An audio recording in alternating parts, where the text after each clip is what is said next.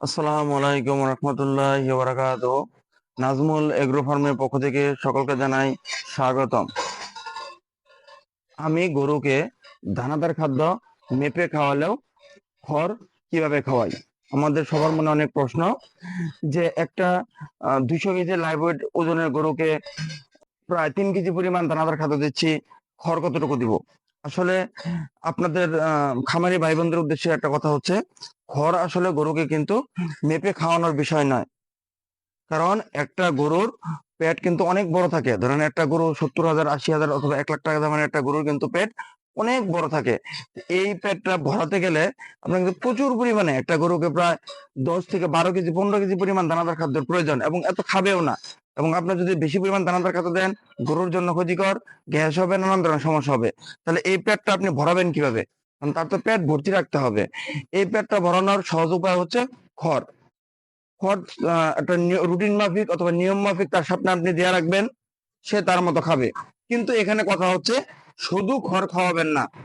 আমার অঞ্চল এবং বিভিন্ন জায়গায় প্রায় দেখে থাকি খড়ের কিন্তু প্রচুর দাম। যখন আমনের ফসল উঠে তখন কিন্তু প্রায় দেখা যায় 1200 টাকা অথবা 1500 টাকা, 1000 টাকার উপরে কাঠা প্রতি নাড়া বা গলা বিক্রি হয়, আপনারা যে নামেই পরিচিত। তো এটা কিন্তু অনেক বড় একটা অ্যামাউন্ট। তো আপনারা কি করতে পারেন, গরুকে ঘাস খাওয়াতে পারেন। অনেকে যুক্তি দেখায় যে ষাঁড় গরুর জন্য ঘাস প্রয়োজন নেই। আমি ধরে নিলাম ঘাস প্রয়োজন নেই, ঘাস তার কোনো উপকারে লাগে না।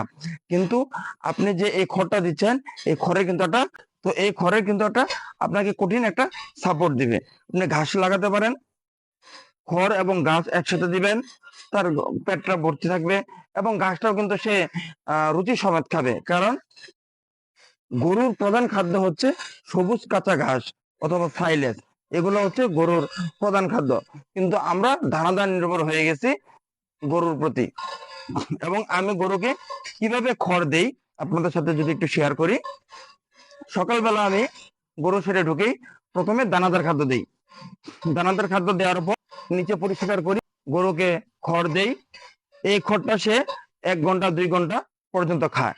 তারপর আমি 11টা বা 12টা নাগাদ গরু সেরে ঢুকি। ঢুকার পরে খড়গুলা যেগুলো নিচে পড়ে অথবা এলোমেলো অবস্থা থাকে ওগুলো আবারই সব গুছিয়ে চারিতে দেই। তারপর গরুকে গোসল করাই, নিচে পরিষ্কার করি, গরুকে ঠান্ডা পানি সরবরাহ করি। তারপর আমি গরু শেড থেকে বের হয়ে যাই, আবার ঢুকি একদম 4টায়। এই সময়টা গরু রেস্ট করে, গরু ঘুমায়, গরু বিশ্রাম নেয়। 4টায় ঢুকে আবার গরুকে দানাদার খাদ্য দেই, পরবর্তীতে আবার খড় দেই। এই খড়টা গরু 8টা 9টা পর্যন্ত খায়। খাওয়ার পরে 8টা 9টা পর্যন্ত খায়। খাওয়ার পরে নিচে পরিষ্কার করে দেই, আবার নতুন করে পানি দিয়ে দেই, ঠান্ডা পানি দিয়ে দেই। তারপরে আমি চারিতে কোনো প্রকার খড় দেই না। কারণ রাত্রে আপনারা 8টার পরে অথবা 9টার পরে গরুকে কোনো প্রকার খাবার দিবেন না, তাহলে গরু ঘুমাবে না।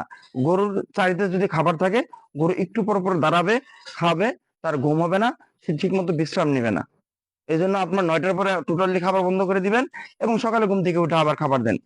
কারণ একটা গরু কিন্তু প্রচুর পরিমাণে বিশ্রামের প্রয়োজন। গরু যদি ঘুমাতে না পারে, আরাম করতে না পারে, ফ্যাটেনিং গরুর ক্ষেত্রে, মোটা তাজা গরুর ক্ষেত্রে কখনোই আপনি ফল পাবেন না।